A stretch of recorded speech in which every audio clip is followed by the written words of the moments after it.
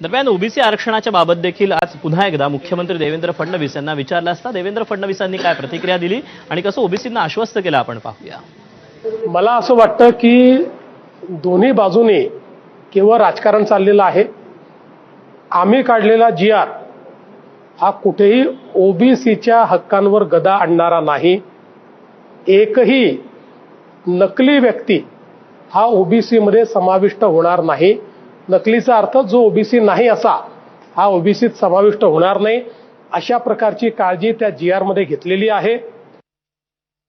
OBC समाजाकरता जे काही केलंय ते आमच्या सरकारनेच केलंय। 2014 ते 2025 मध्ये जेवढे निर्णय ओबीसी समाजाकरता झाले ते केवळ आमच्या सरकारने केले।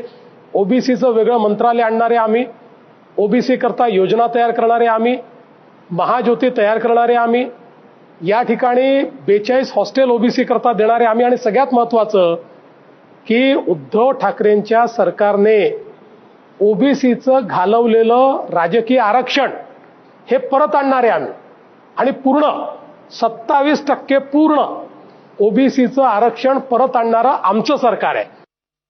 यापूर्वीच्या कोणत्या सरकारने ओबीसीचं हित केलं? मी दाव्यानं सांगतो की माझ्याशी खुली चर्चा करून घ्यावी।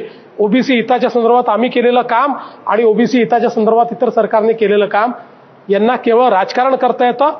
आम्हाला ओबीसी समाजाचं हित पाहायचंय, आम्ही ते हित करणारच आहोत। मराठा समाजाचं हित करणार आहोत। सगळ्या समाजाचं हित हेच सरकार करू शकतं।